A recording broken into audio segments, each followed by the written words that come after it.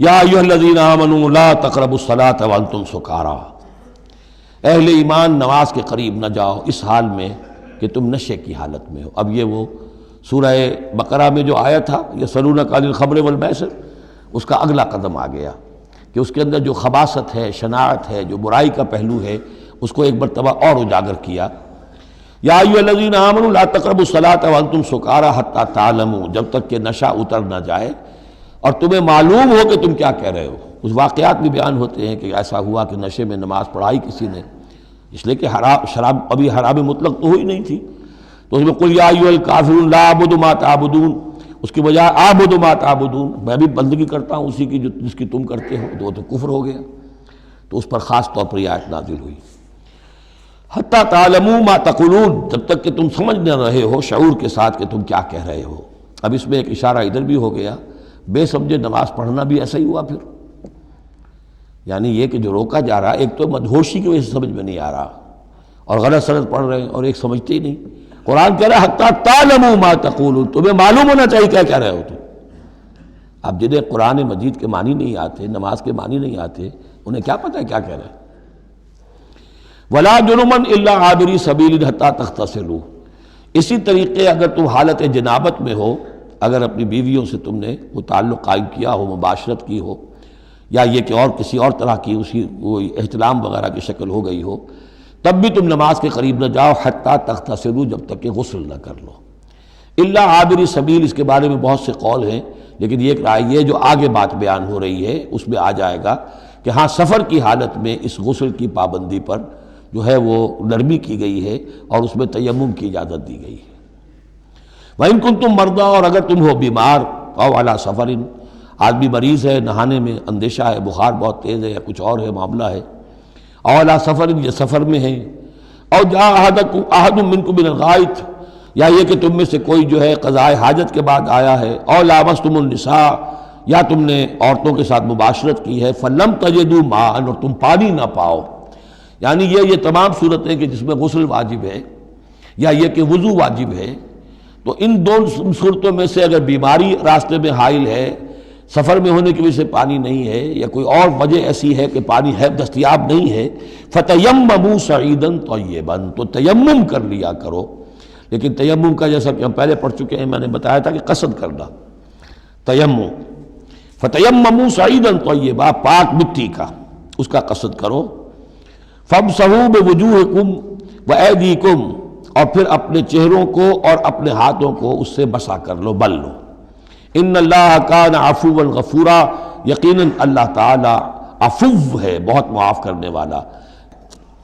اب یہاں تک تو یہ سلسلہ آپ نے دیکھ لیا، 43 آیات ہیں کہ جن میں وہی انداز ہے سورہ بقرہ کے، شریعت کے احکام مختلف گوشوں میں مختلف پہلوؤں سے، عبادات کے ضمن میں تیمم آ گیا، اسی طریقے سے وراثت کا قانون آ گیا، اور جو جنسی انارکی ہے معاشرے میں نہ پیدا ہونے پائے، ڈسپلن ہو، ضبط نفس ہو، ایک ستھرا معاشرہ ہو، اچھا ایک خاندانی نظام ہو، اس کے لیے کیا احکام ہیں وغیرہ وغیرہ۔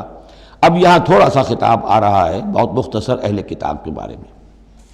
الم تر الی الذین اوتوا نصیبا من الکتاب، کیا تم نے دیکھا نہیں ان لوگوں کی جانب جنہیں حساب کتاب میں سے ایک حصہ دیا گیا تھا۔ والکتاب ایک حقیقت ہے جس میں سے ایک حصہ آیا تھا جس کا نام تورات تھا، اسی میں سے ایک حصہ اور آیا وہ انجیل ہے، اور پھر وہ کتاب ہر اعتبار سے قابل ہو کر نازل ہوئی قرآن کی شکل میں۔ یشترون الضلالۃ ویریدون ان تضلوا السبیل، وہ گمراہی خریدتے ہیں اور چاہتے ہیں کہ تم بھی گمراہ ہو جاؤ۔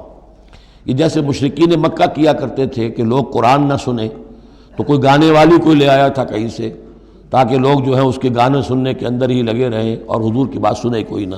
اسی طریقے سے یہ مدینے کے اندر بھی اس قسم کے معاملات جو ہیں، یہ یہودی جو ہیں اس قسم کے، جو ہمارے ہاں یہ میچز ہو رہے ہیں اور معلوم ہوتا ہے کہ ٹی وی پر گویا کہ دنیا کی اہم ترین شے جو ہے وہ کرکٹ ہے اور ٹینس ہے اور وہ وہاں کی جو اور گیمز ہیں، اور پاگل ہوئی ہے دنیا اس کے اوپر، پاگل۔ اور شیطان کو چاہیے کیا؟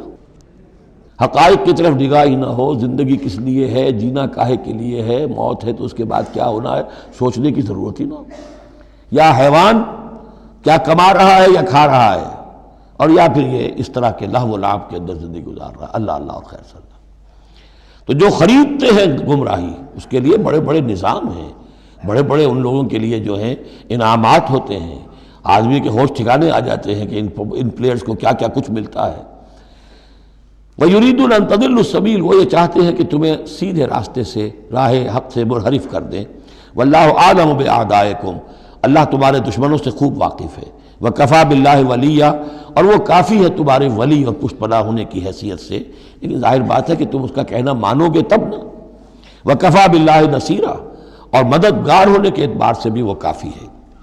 مِنَ الَّذِينَ هَادُوا يُحَرِّفُونَ الْكَلِمَ عَن مَّوَاضِعِهِ، ان یہودیوں میں سے ہی وہ لوگ ہیں کہ جو کلام کو اس کے اصل مقام سے پھیرتے ہیں۔ وَيَقُولُونَ سَمِعْنَا وَعَصَيْنَا، یہ ہم پڑھ چکے ہیں، کہتے ہیں ہم نے سنا اور ہم نے نہیں مانا۔ بظاہر یہ کہ سمعنا وَأَطَعْنَا کہہ رہے ہیں، حقیقت میں سمعنا وَعَصَيْنَا۔ وَاسْمَعْ غَيْرَ مُسْمَعٍ، اور وہ حضور سے یہ بھی کہتے تھے گستاخ ذرا سنیے، نہ سنا جائے، نہ سنے، یہ چپکے سے کہہ دیا کہ ہمیں کو آپ کو سنانا بھی مطلوب نہیں ہے خاص۔ وَاسْمَعْ غَيْرَ مُسْمَعٍ وَرَاعِنًا لَيًّا بِأَلْسِنَتِهِمْ، اور رائنا کو رائینا کہہ دیا ہے ہمارے چرواہے، بِأَلْسِنَتِهِمْ اپنی لین اپنی زبانوں کو موڑ کر، وَطَعْنًا فِي الدِّينِ، اور دین میں طعن کرنے کے لیے، عیب لگانے کے لیے۔ وَلَوْ أَنَّهُمْ قَالُوا، اگر وہ یہ کہتے سمعنا وَأَطَعْنَا، ہم نے سنا اور مانا، وَاسْمَعْ وَانظُرْنَا، اور آپ ہماری بھی بات ذرا سن لیجئے اور ذرا ہمیں مہلت دیجئے، لَكَانَ خَيْرًا لَهُمْ وَأَقْوَمَ، یہ ان کے لیے کہیں بہتر ہوتا اور بہت درست اور سیدھی بات ہوتی۔ وَلَكِنْ لَعَنَهُمُ اللَّهُ بِكُفْرِهِمْ، لیکن اللہ نے تو ان کے کفر کی وجہ سے ان پر لعنت کر دی ہے۔ فَلَا يُؤْمِنُونَ إِلَّا قَلِيلًا، تو اب وہ ایمان لانے والے نہیں ہیں مگر شاذ کوئی۔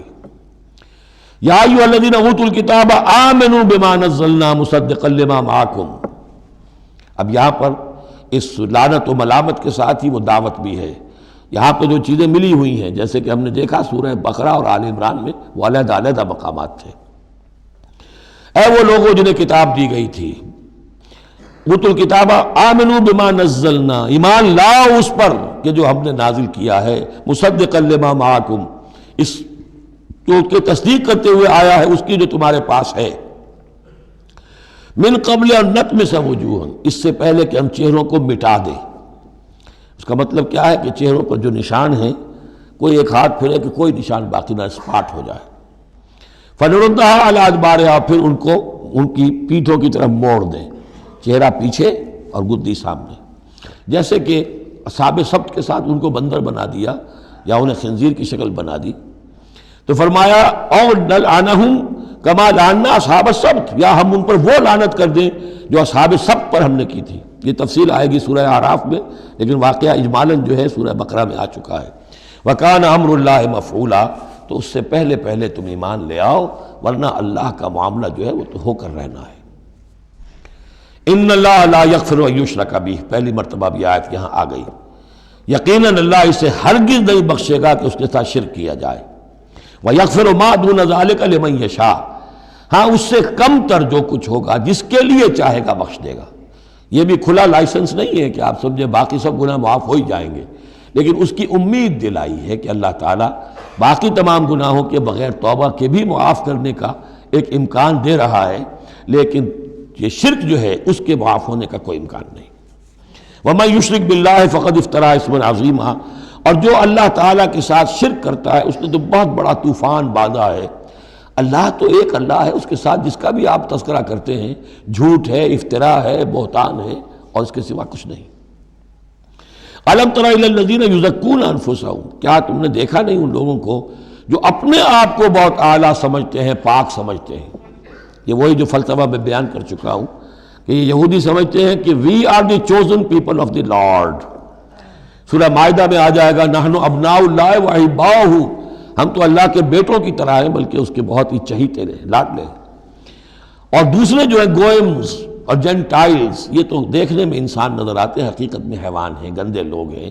ان کو تو جس طرح کھاؤ، لوٹو، گسوٹو، ان کو جس طریقے سے دھوکہ دو، ان کو بائی ہوک بائی کروک جو بھی ان سے استحصال ہو، جس طرح بھی کر سکو کرو۔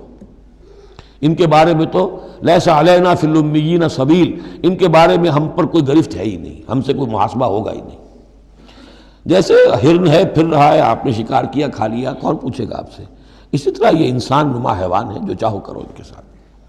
بل اللہ یزکی من یشاء، یہ تو اللہ تعالیٰ ہی پاک کرتا ہے جس کو چاہتا ہے، ولا یظلمون فتیلا، یہ تمہارے کہنے سے تم پاک نہیں ہو جاؤ گے، اونچے نہیں ہو جاؤ گے، اعلیٰ عرفہ نہیں ہو جاؤ گے، ہاں کہ ظلم نہیں کیا جائے گا ان پر کچھ بھی، فتیل کے برابر بھی دھاگا۔ فتیل اصل میں کہتے ہیں کہ جو آپ نے دیکھا ہوگا آج کل تو کھجوریں کھاتے ہیں تو کھجور کی گٹھلی کے ساتھ ایک چھوٹا سا دھاگا لگا ہوتا ہے کہ جس سے بقیہ کھجور کے ساتھ اس کا تعلق ہوتا ہے، وہ گٹھلی کی ناف کے ساتھ سمجھ لیجئے، وہ فتیل ہے۔ اب ظاہر بات ہے کہ اس زمانے میں جو چھوٹی سی چھوٹی چیزیں لوگوں کے مشاہدے میں آتی تھیں تو کسی چیز کے چھوٹے ہونے کے لیے مثال وہیں سے دی جا سکتی تھی۔ انظر کیف یفترون علی اللہ الکذب، دیکھو کیسے یہ لوگ اللہ پر جھوٹ باندھ رہے ہیں، وکفی بہ اسما مبینا، اور یہی گناہ کافی ہے، یعنی ان کی گرفت کے لیے اور ان کے عذاب دینے کے لیے یہی ایک بات کافی ہے جو انہوں نے گھڑ لی ہے۔